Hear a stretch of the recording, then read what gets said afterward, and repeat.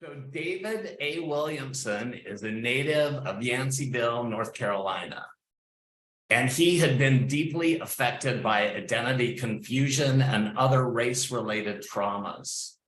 After his near-death experience in 2017, David's outlook on life and humanity was forever changed. David continues to ground and integrate practical approaches to living and manifesting the best possible realities. Welcome, David. Why don't you come on and share a little bit about who you were before, and then what briefly about what the experience was, and then how it's changed your life. And before you begin, I'd love it if you could say something about nature too. I heard in one of your podcasts how you grew up in the country and you had this lovely connection to nature. I grew up in the country too, so I don't know. I just connected with so many of your experiences. Yeah, I'll start there. When I was a kid, I'd say all the way up until 5, 6 years old, and probably a little beyond that. Most of my time was spent in nature. We had I've shared before these vines that kind of grew from the canopy all the way down to the ground, and they were like a jungle gym. They were like swing sets, and I was like I just had a really vivid imagination, and I would like to dig holes and find things, anything, glass. In my mind, I was trying to find like ancient fossils and artifacts, but what I found was always like my treasures, my personal treasures. It was sometimes just old glass that just was a nice color or something, but anything I found to me it was sacred. So I just always was out in nature. I used to catch crayfish and fish with them in creeks, and I mean it was like Huckleberry Finn, you know. Yeah, but I loved it, and I think it the happiest parts of my life were in those times, you know, in my childhood, and being close to nature, and yeah, feeling more connected. Me too. Do you think it's a little bit of heaven on earth? Did your near-death experience show you that nature does kind of bring us into a place of heaven on earth? I do, because my perspective before, I couldn't see all the way up after I drowned when I was 6, and that changed my orientation towards being here. And but my perspective before, I didn't see hope. I didn't see the beauty of this experience. I centered all of these negative stories, narratives, even visions that I had, you know, from childhood up. You know, these things were how I framed, you know, what this experience was, and it wasn't beautiful, and I didn't feel a part of it. And at some point, I didn't want to be a part of it. And but now, every aspect of this experience to me now is it's an opportunity. As long as you don't get your nervous system deeply, deeply, deeply involved in the decisions or the ideas that you're entertaining, you usually can just feel it, think about it, entertain it, and move on to the next idea. But once you are triggered, it's hard to truly think through these issues. And I was pretty much perpetually triggered, you know, after around 6 years old, and everything was it just seemed like it was out to get me, you know. So paint that picture. So what happened to that kid that was having so much fun? Yeah, I went to a summer camp and I drowned. And I didn't integrate that as a traumatic experience, but so it really just started coming back up as I've been telling my story through interviews and stuff. But so I had to literally ask my brother, who was at the camp with me, did it happen, you know? And he confirmed for me that I was under the water for no less than 3 or 4 minutes. And the things that I remembered was, you know, blacking out and everything being black, and hearing a voice that said, if you could touch the bottom, you could push yourself back up. And I responded, it doesn't seem like I'm touching the bottom. They say I'm just going down. And as soon as I said that, I stopped and I started floating back up. And as I'm floating up, at some point, my attention is up and I can see light coming through the top of the water. And then I saw a splash, and then I could see the rings radiating from that splash. And that captivated me for a while. And at some point, I just put my hand in the middle and I hit a stick and they pulled me out. My brother said I didn't cough or didn't have to get, water pumped out of me or anything like that. He said I coughed a couple times and just sat there. I didn't really have to, there wasn't any resuscitation or anything, and I don't remember again that being a traumatic experience for me. The voice, I think, kind of guided me through it, and it made it not, a traumatic experience, but I changed a lot after that. And I started having deeper spiritual experiences after that. And it's interesting, that was like the pre-near-death experience to the near-death experience came a Yeah. lot later. And I have so many questions for you, but I do want you to just tell us about your life leading up to your heart attack and that profound near-death experience. And I just want to say, I grew up in East Texas and I understand, like I read Invisible Man, and at a very young age, like I looked around and I saw racism, and it hurt me deeply. And people who went on to say in the educational field that racism doesn't exist, I'm like, they're blind. Like, I mean, I saw how teachers treated different students. I saw how, racism existed. And if you're a sensitive person, you experience it, but you experienced it at a deeper level. So it's understandable, the field that you went into. And anyway, I'll just let you tell the story though. Yeah.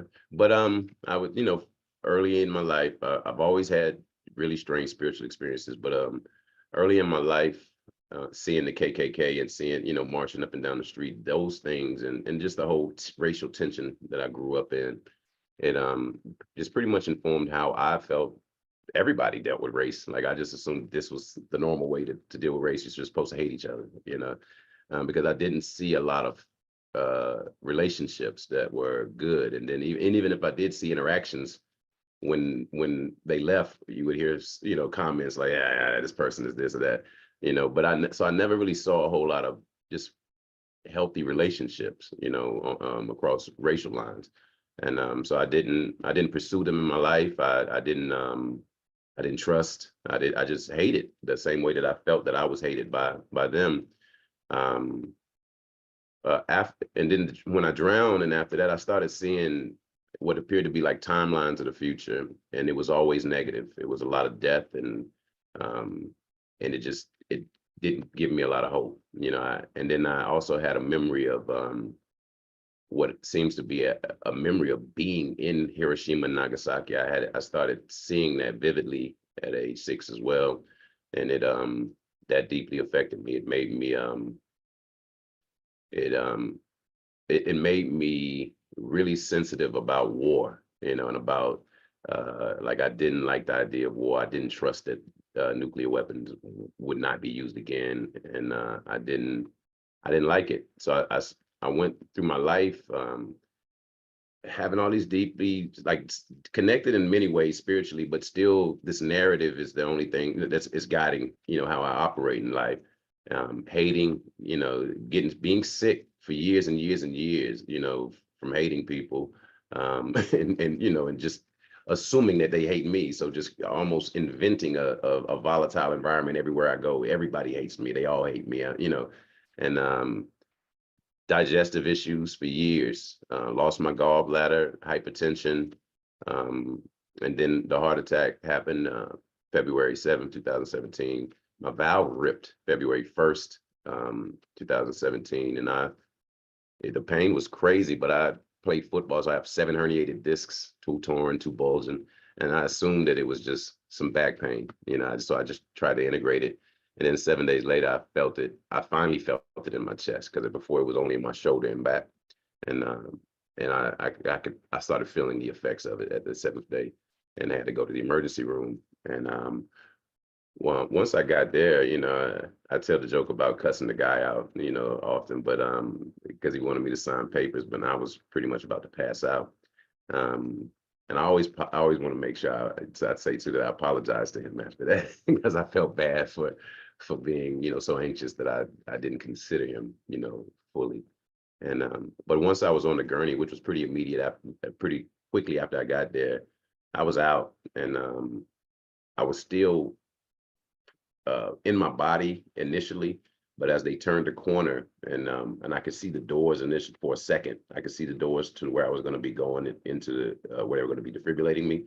And then I was out before they went through the doors. And like I was just seeing specks of light, like stars almost. It was blackness, but wherever people were, they were like specks of light, like stars, and or pixels, and I experienced it like that for a while. Couldn't really hear anything. Everything was just garbled noise, and then I was out of my body looking down at everything, and I was just like right beneath the ceiling, just kind of watching everything. And so and I've shared, a lot of this, but the thing for me that I think made it easy for me to kind of take this mystical experience and direct it back at myself and my life was the things that I heard, the words, the phrases that I heard. And one of them was, and after, because I was out of my body, I just felt perfect. I didn't feel any confusion or really even any sadness at all about what was happening. It was just clarity, but I was looking at my body and I was like, he's dead. You used to be there. And but there was no, oh my God, what was me? I'm dying or I'm dead. And then it was his body, mind, and ego was dead. And then I asked what was left. And that's, the flood of words came in: spirit, soul, awareness, consciousness, and all of that. But I think the phrase that I heard that made it easy for me to ground, to help me or push me in a direction of grounding my experience or looking in the mirror at the very least, was you killed yourself with your personality. And that was the phrase that I heard that immediately made sense to me. And it immediately, it was related to everything. It wasn't just personality. It was my response to outside stimulus, my making up stories and living in those stories, my constantly triggering myself with the thoughts and ideas that I held inside of me that didn't necessarily, my reality didn't necessarily reflect these things. And I knew all of that. I knew that I made myself sick with all of the ideation that I entertained when I didn't even have to. I had my attention on things that either one was invented or two just didn't deserve my attention, especially if I'm trying to have an experience that's my own. I don't have to lend my attention to everything that's happening in this planet or every piece of information that's available to me. If I'm trying to own my experience, then I need to own my attention. And so I didn't do that. I yielded my attention to everything that was out, and I paid the cost for that. Now I just, one thing that I try to share with people is, because when I was out of my body in space, what the most comfortable word that I use to describe what I seem to be is attention. I seem to be attention. And I believe that that's how we create this experience. That's how we move through our experience. That's how we recombine with other ideas. Our attention attaches to an idea. We entertain the idea, and we can process it and present it back out a different way, or we can just continue to repeat that idea the same way. But we interface with ideas with our attention. We interface with this entire experience with our attention, and we just have to, be more responsible with it. I love that idea of attention. And even though I have heard parts of your near-death experience, I think it's very healing to hear it again. So you're out in space, you're getting these downloads. Tell us more about what that felt like to you. Yeah, the way a lot of the NDEs describe it is love, and that to me is adequate, but it feels so much more like it. I felt like I was that love. It felt like I was existing in that love. Everything felt like that, and it was tangible. It wasn't just a thought, an idea, a word. It was like electricity. It felt like something physical, and so sometimes love sometimes doesn't always work. It seems it's just like a oneness, just a connectedness with everything, that was just beautiful. But initially I was in the void, and everything seemed to be there. It was just this beautiful blackness that seemed, it was thick, like almost tangible blackness, like velvet almost as you move through it. And I could see faint images of faces, hear noises, sometimes words, but I couldn't make anything out. The faces, when I focused on them for any period of time, they kind of just faded away, like almost like smoke. But it felt like everything and everybody was there, you know, and that's weird, but it felt like everything was in that space. And at some point I was coming out of it and I could look down into it and everything still felt like love. Everything felt perfect. I was still clear as what was happening. I didn't have, after was out of the void, I didn't remember being a human being, but when I looked back into the emergency room where they were resuscitating me, I remembered my context as a human being. I didn't think about personal stuff though. I was concerned about the people that were in the emergency room. There was a lady holding her face like this that was really sad. I wanted her to feel better. I didn't want her to be sad about me dying. And the guy that was holding the defibrillator pads was really anxious about what was happening, and I wanted him to feel better. But I really didn't look at my body after I left. I didn't consider what was happening to my body. I was just watching the people in the room and I wanted them to be okay with me leaving. And so I'll say some more about space. The things that I saw as I came out of the void were just space. It was beautiful. I didn't have any experience with any religious artifact or angel or anything like that. It was just me in space and this love. And but when I looked straight ahead and to the left a little bit, there was like a star forming region. And it was beautiful, and it is like the cotton candy colors, like red, blue, white, and they gradated down into the lighter colors, from dark to the lighter colors down to white.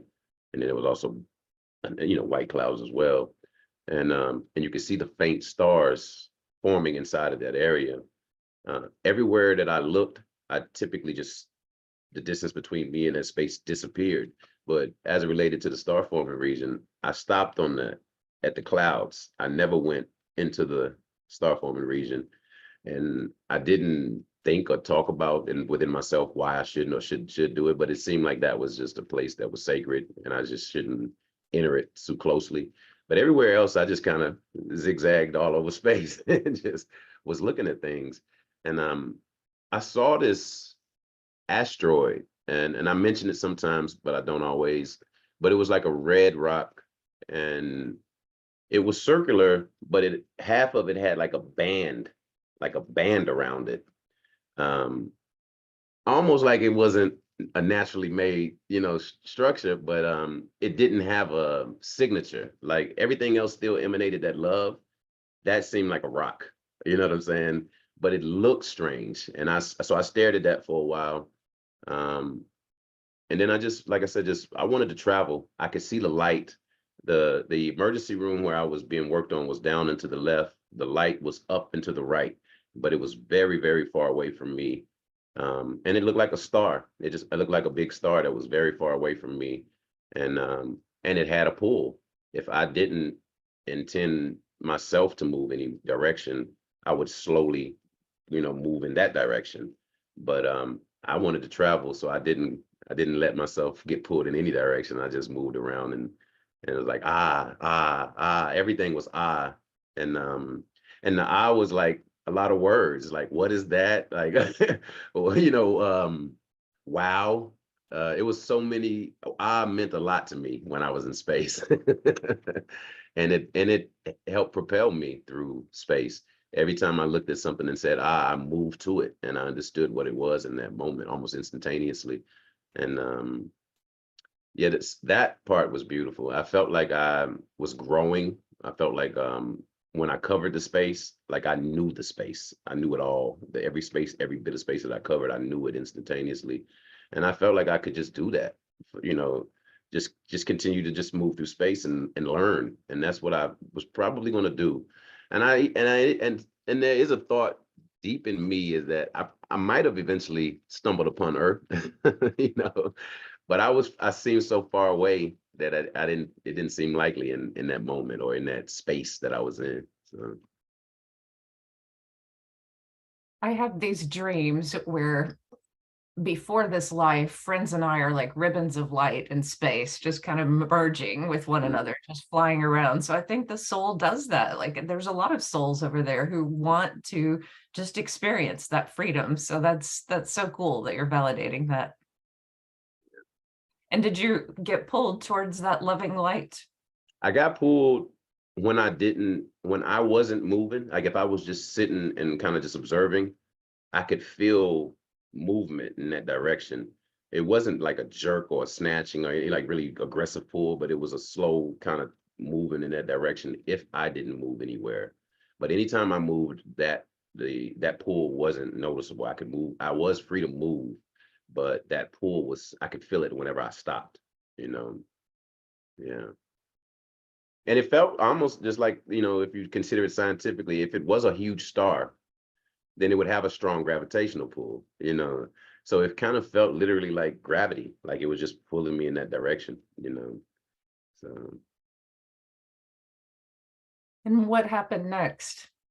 I kept looking back into the emergency room at the people that I was concerned about. And while I was looking at the woman that was holding her face, I was really, really trying to figure out how to talk to her and tell her that everything was fine and that she shouldn't feel that way.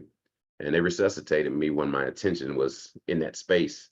And I just immediately blurted out. As soon as they resuscitated me, I opened my eyes and blurted out, "Are you okay?" And I looked for her, but I don't recall if she was even a person or not, if she was even there. I don't recall seeing her. And it could be because there were so many people around me that I just couldn't see her, period, at all.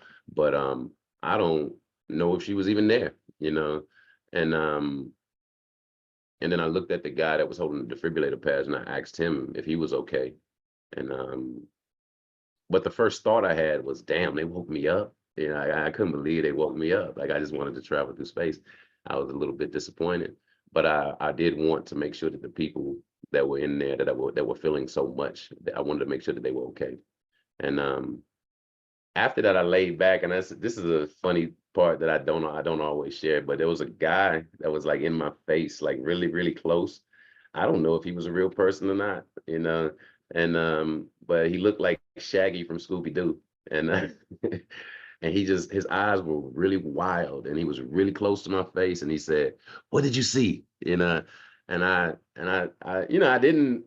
didn't know how to answer it initially because I was like, there's a whole lot that I saw, but I'm like, I'm not even going to go into that. So I just looked at him and I matched his energy. I put my eyes real big and I said, "Blackness." I always think that's funny because I could have given him a little more, but I was already back in my personality somewhat. Like just I don't always, okay, I can be a jokester. So I kind of jumped back immediately back into that. So it was just funny that that happened that way. Yay to the jokesters of the world. Those who don't include the sacred clown are missing the whole point of this journey. Yeah. But yeah, I get that. That's what I resonate with your journey too, is like you knew immediately what had happened. Like you came back with that knowing. And was it kind of an instant embodying from the moment you came back to your body? Not well, not really, Mm. because because I think that if I had more of that instant knowing, it would have been less difficult for me to come back and get back in the swing of things. But it took me 3.5 years to even start really sharing it deeply with a lot of people. Because I wanted to go back. I wanted to leave. I couldn't even imagine how to come back here and be a human. Like I didn't know. I'm like, rat race, going to work 8 hours a day. Like what? Like I can't imagine doing that stuff anymore. Like, and nothing that I valued before I valued anymore. Like I've spent almost 20 years as an IT guy, and I don't care about doing IT work anymore. I don't care about any of that stuff. It doesn't matter to me. And I think now what I would prefer to do is something that matters. And so that is even, a part of my grounding, a part of my integration is coming back here and finding things that matter to me and doing those things and putting myself in a position to be able to do those things with the most of the time that I have remaining on this planet. Because I can guarantee one way or another, I'm not going to be doing the rat race, for the rest of my time here, because it's at this point with, I guess, sensitivity or whatever it is that changes, but you do change. it's not sustainable for me. It's yeah, I have to decompress so much every day, from being in at work all day, and so I know I can't continue to do it, and it's keeping me from learning and relearning like the way that I need to in order to really be able to find opportunities for myself that are outside of the norm. I need to learn. I need to read. I need to network, and sitting there 8 hours kind of cuts into that. So I want to go back to when you were out of your body in space and you had all these false beliefs about yourself and the world. And you felt separate before. And then at some point you are out of your body. You're not your body. You're not the color. There is no body. What was that like for you? How was that when you first saw, I am not all these things that I thought? When I first came out of my body and looked down, one of the first, it seemed to be almost a human thought, was like, oh, so this is how it happens, and so and I felt relief because I didn't assume that there would be nothing. I assumed that there would be some experience, and but as I transitioned into that space, it was like oh, but it was seamless. It was seamless. There wasn't there was at no point did I lose awareness. Now, awareness changed, and sometimes it was a little sketchy, but I was always present. I was always present throughout the entire transition. So the moving around, and then what made me kind of see what I was outside of my body was moving my attention back and forth from the light back into the emergency room. I would look up and then I would go back down. And when my attention came back down, it went through the orb that I was. And that's when I realized that what I am out here is just this orb of light, looks like a star. I couldn't really determine how big I was in relationship to anything else, but I was just a star, or orb of light. And that to me is what changed how I view myself as a human being and everybody else, was because if I'm an orb of light, everybody, once they leave their body, has to be an orb of light. I'm not special, I'm not different, I'm not unique. I'm in a body just like everybody else is in a body. These bodies are 99% the same. Nervous systems are what dictate how we, interpret this reality, experience this reality. Our nervous systems don't differ that vastly. So my assumption is that everybody has that same knowing, perfect orb of light, that is what they are. And that's what I assume myself to be. So if I assume everybody else to be that, so it makes it easier to deal with any human being now, because I assume to be this perfect orb of light that is in this body, and this body might be having trauma. This body might believe nonsense. This body might be confused, but I don't have to judge them for that, because I went through that same experience and I was confused. I was angry. I was, sick as a result of accepting a lot of ideas that don't make sense.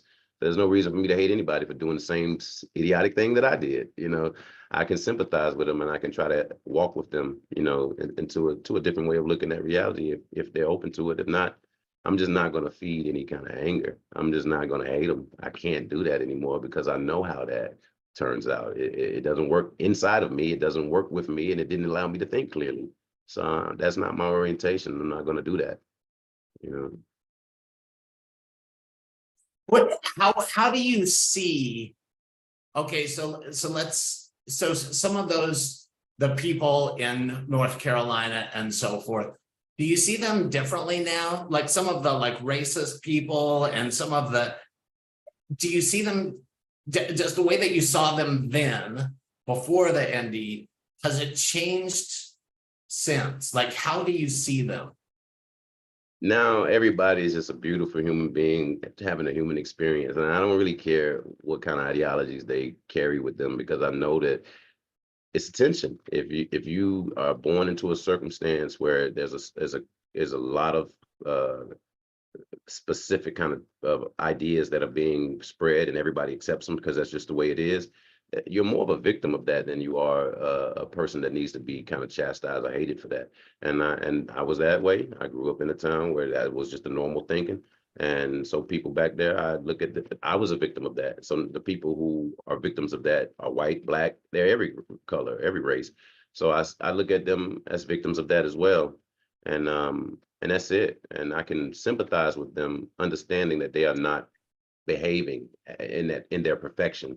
And I can understand why they're not. It's trauma, it's storytelling, it's narratives, it's stuff that I believe, the stuff that I allow to distract me from my behaving more in my perfection. So Yeah.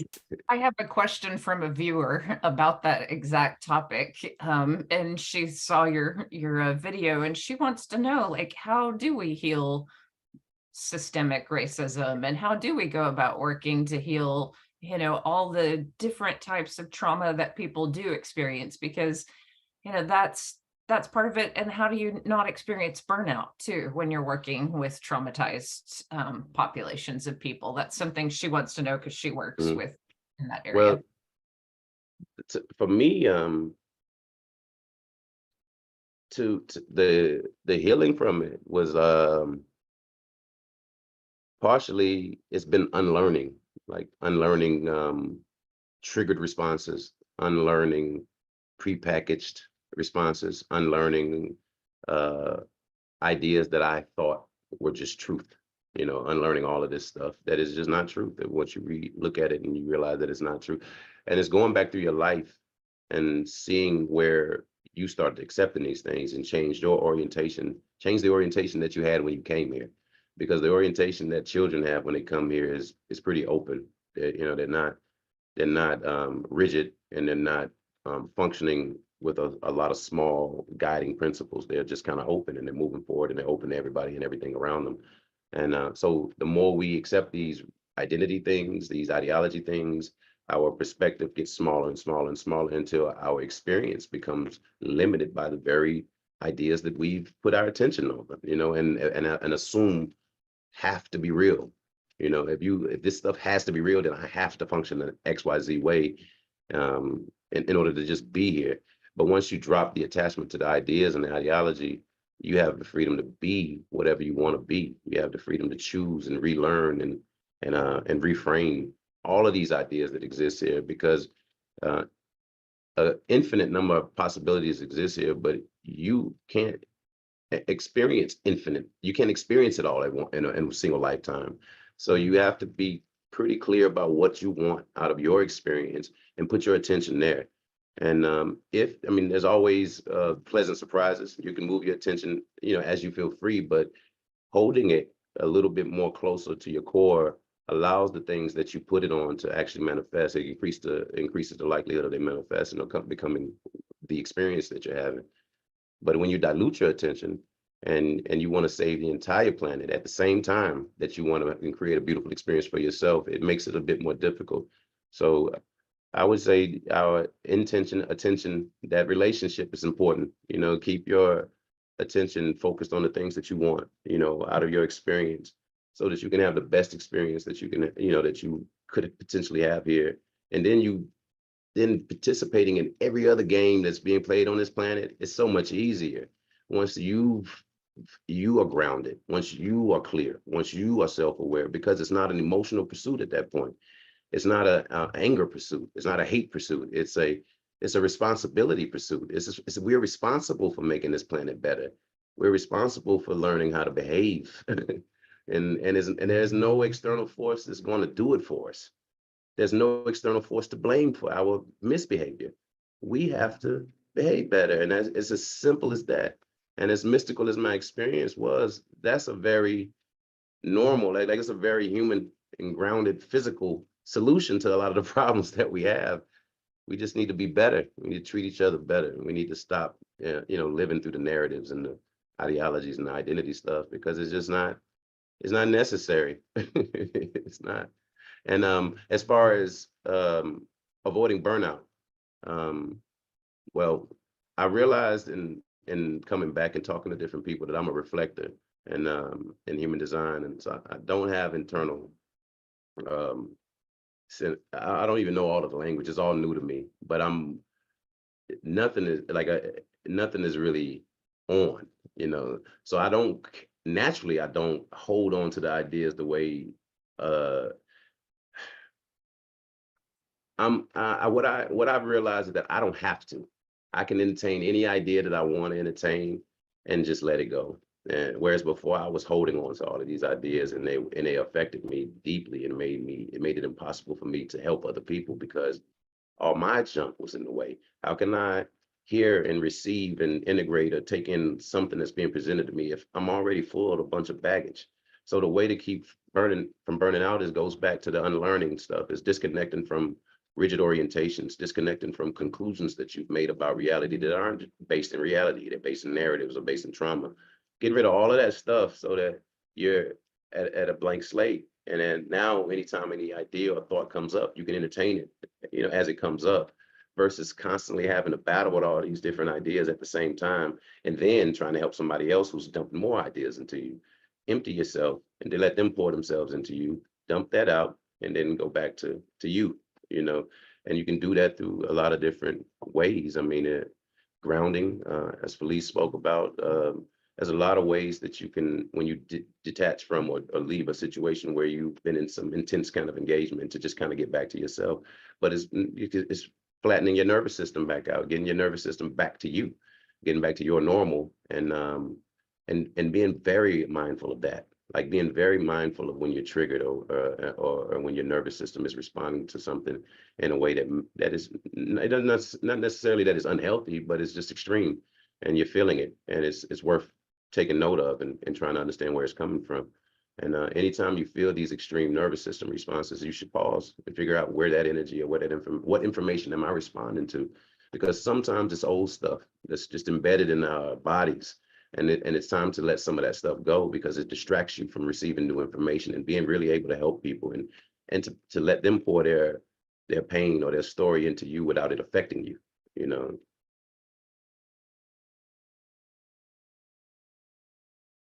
There's a question about space.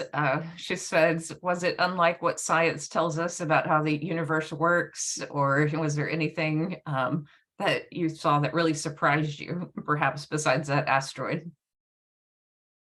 Everything seemed to be consistent with science, but more so like maybe speculative science. Like the way that I moved through space was like was at the speed of thought. Like it wasn't, you know, it was instantaneous. It was and so they speak about folding space and moving through wormholes or portals and stuff like that in science these days. A lot of it is speculative or relatively new science, but they've been speaking about it at least speculatively for a long time, or theoretically for a long time. So I don't think that the stuff that I saw, even the black hole or the void, I don't know, I even seem to understand how they work a little bit. You know, when I was 19, I was fixated on black holes anyway. But when I was 19, I drew a diagram of how I thought black holes worked. And like 9 years later, I read an article from NASA saying that this is how black holes work. And so for me, I learned a little bit more about black holes while I was there, and that's that they do different things based on their density, and some of them are fixed and some of them move. And I didn't read about that. It was a conversations that I had with another person who had NDE, and indeed we're just sharing notes on black holes, you know, and what she's, you know, experienced in terms of black holes and what she's intuited.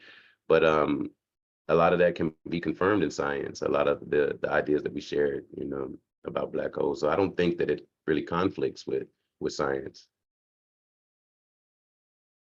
So I want to ask the way that there's so much hatred in this world, and you experienced before your NDE, you know, people being unkind. How now, based on what you experienced in your NDE, how do you see people like that now? How do you respond, and how could you tell the audience, you know, how to respond to unkind people now versus the way you might have before your NDE? Yeah. Now I will say this, because I'm not looking for these interactions, these negative I don't experience them as much anymore. And I'm also not walking around with a scowl. I'm not angry at the world. So I smile more. So that decreases the likelihood of me having these experiences. But when there is, well, I had a moment where I would even say that I might have somewhat regressed. It was a guy that he was being really horrible, and it was seemed to be race, or I didn't just want to straight out say he's being racist, but because I don't immediately just point to that. I just look, he's a miserable person and he's being miserable. That's and but it seemed like it was probably racially motivated, and it angered me.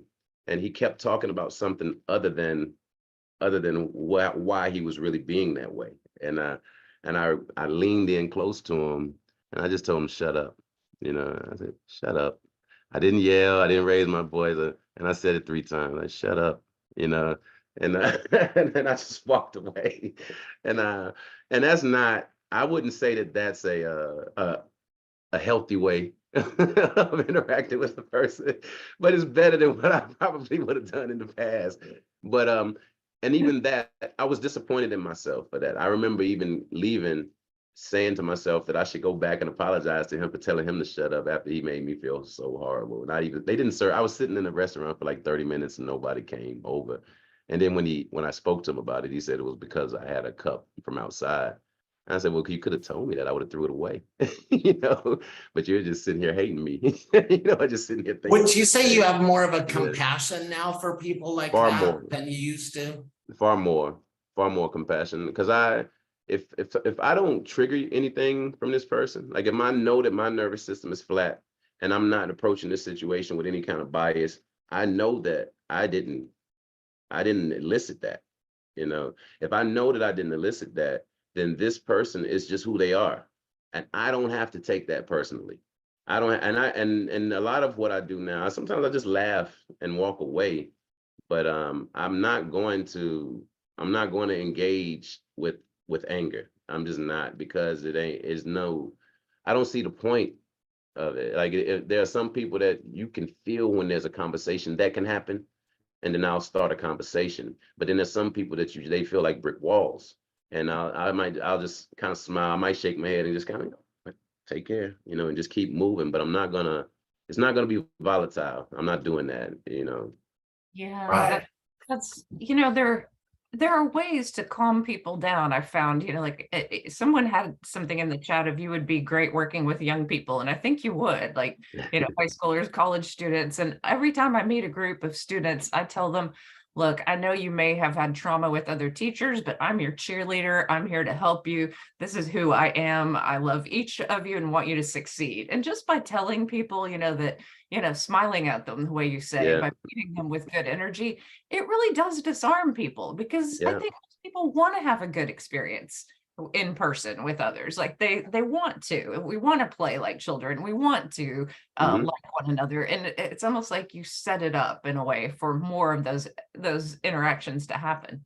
Yeah, I just smile at, like, there are people who walk past me sometimes and they look like just miserable. They look like I might have looked, before my NDE, and I just smile at them, and then sometimes they smile back. Sometimes they look confused, like, what was that, but I just keep going. But I'm not going to carry any energy into any situation that's going to lower the energy of the situation. Like, that's never my intention. And no matter where I'm at and no matter who I'm around, if I'm going to be there, I want to add to it, and if I don't know how to add to it, then I can excuse myself. I don't have to sit there and be in the way or be a distraction, but I do want to always try to improve, be a plus, a positive to the environment that I'm in.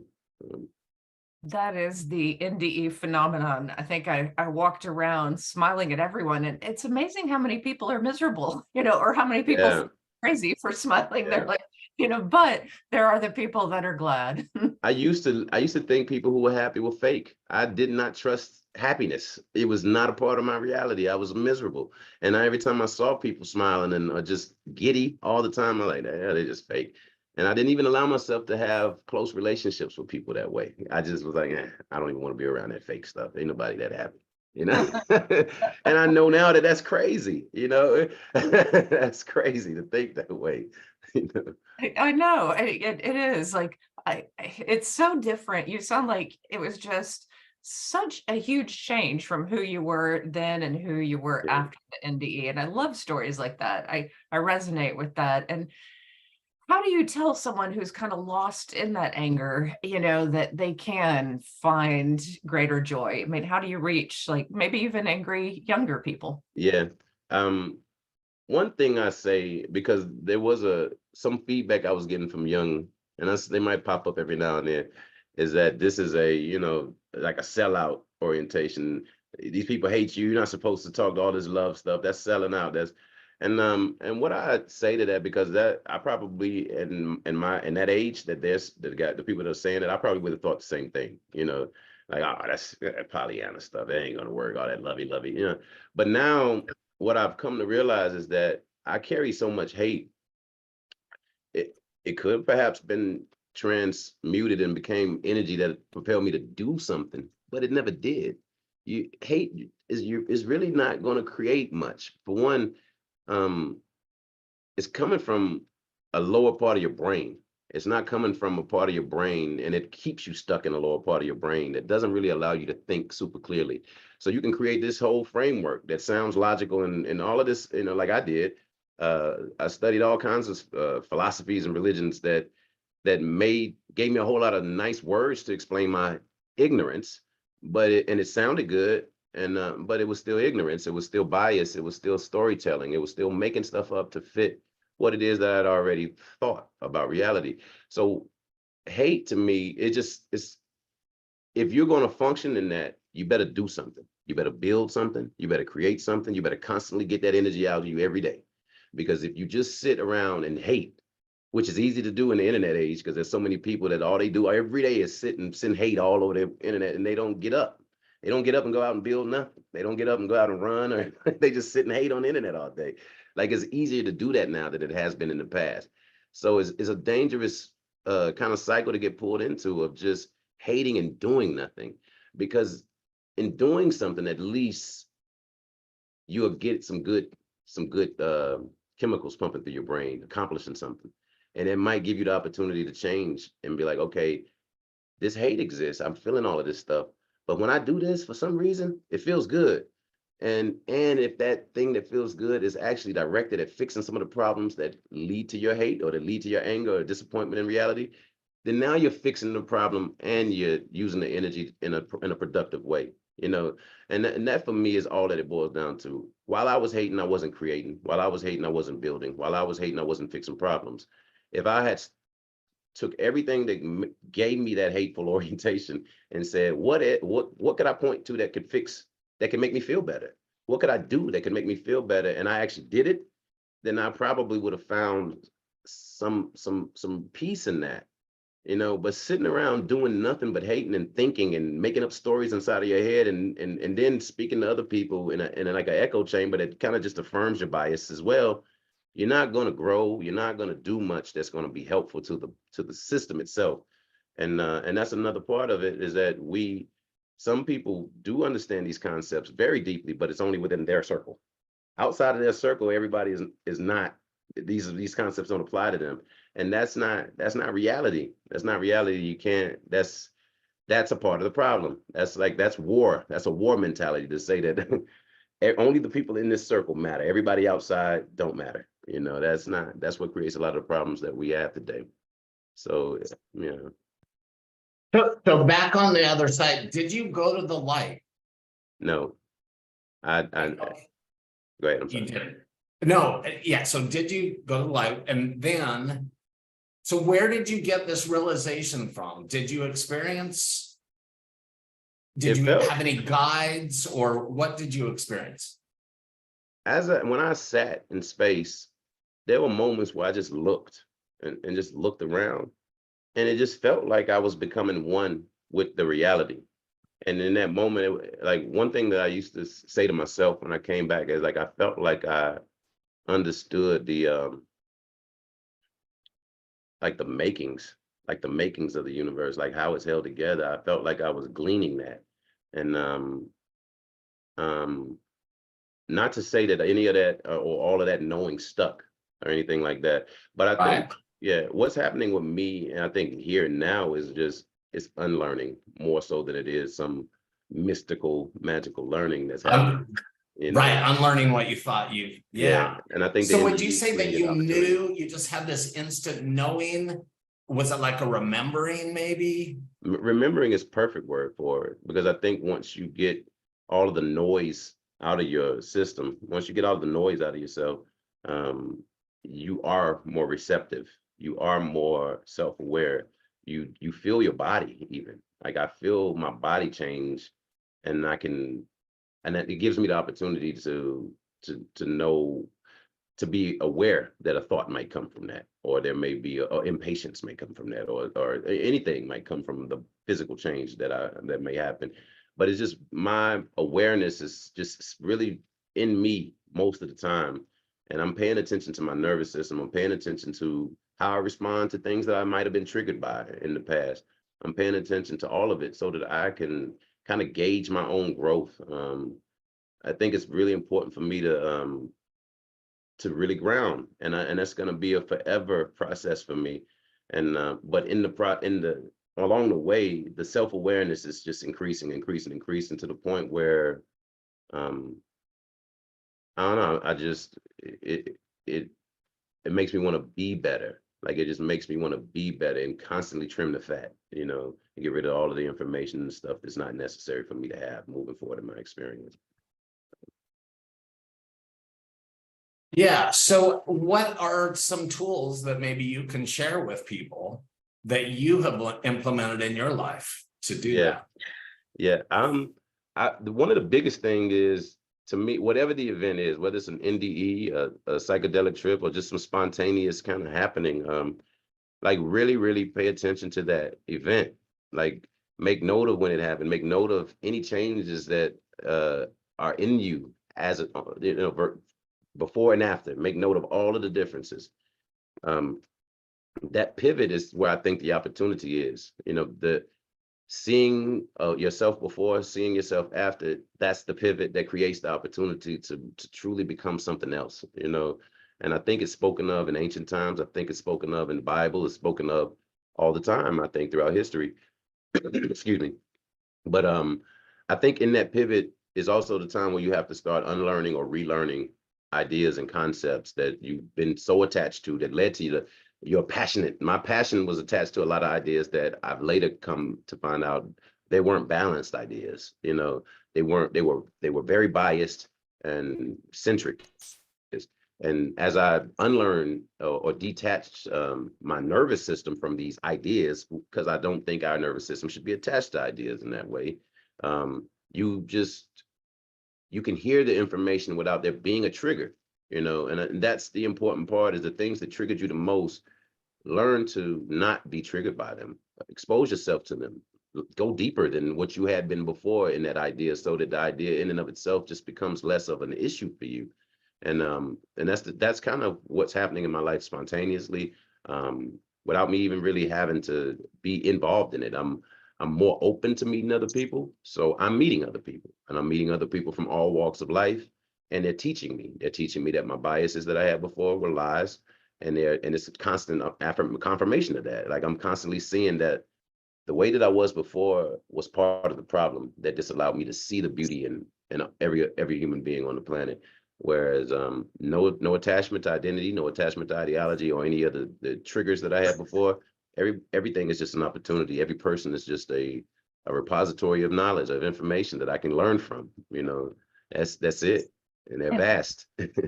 Yeah, and I'm glad you said that, because for many of us it is a relearning, because we saw what we're not, and that, I mean, for me it's like I feel like a 5-year-old relearning Yeah, things. that's it. Because yeah, And what's important after the relearning is reframing your reality, reframing how you see things, reframing how you define this thing. And for me, that involves so much more less conclusions than it involves questions. you know, and then from there you got to do something, and that's where I struggle at, is in the doing, you know, and so I'm working on the doing, because the doing is what kind of re-habituates your nervous system and your body and your brain to being open to good things, good feelings, good chemicals, good, you know, good triggers, you know, and that's what has to happen. You cannot engage reality through the same framing and the same words and ideologies that you had before you pivot. You have to learn healthier orientation and function in that way and do in that way, so that your body can be different. Its baseline can be a lot flatter than it was before, and it disallowed the bias to even be set in. And to that point, there's a question that a person has Right. asked in the chat about your health. Like, you look vibrant and healthy, and you know, Yeah. have digestive issues cleared up. And how does that mindset affect your body? And how, like, Yeah. about health for a bit, if you would. I'm healthy, but what I will say is there's some like little challenges that I'm probably dealing with, because my hypertension, it was gone for a long time, to the point where I just didn't even think I had it anymore. But then I found out that I might be dealing with another thing, you know, that could be influencing it. So I'm gonna know more about that in like 2 weeks to see, because I'm typically a lot more calm and flat these days. My blood pressure is typically the same every time I check it. But there's these spikes that happen, and they're just random. And it may be physiological, it may be a hardware, you know. So I'm just waiting on some results and some blood work back to figure out what could be causing those spikes.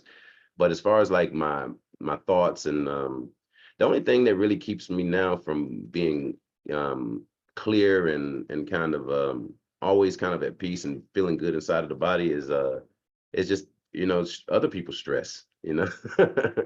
Like other people's stress, and my responsibilities, like the things that I need to do, the relationships that I've created, established, like there's work to do in those, and sometimes that's not always easy for me, you know. But those are the things that, you know, more so than anything, changes my state. Most of the time though, I'm in the same state, you know. But I feel good. I feel good. So, I want to thank you so much, David. There's let's see, I think we don't have time for one more, but I want to remind everyone, you can find David on Facebook. I'm going to stick that in the chat. And then you can also ask more questions in the Hawaiian Islands Facebook group, which I'll put for all the speakers, because it's hard. I know that everybody has lots of questions, but thank you so much, David. It's been an honor. So glad that you thank you all for having me. Well, thank you so Oh, much. man. It was a joy. I Yeah. love to laugh, so I'm totally on board with the humor. Yeah.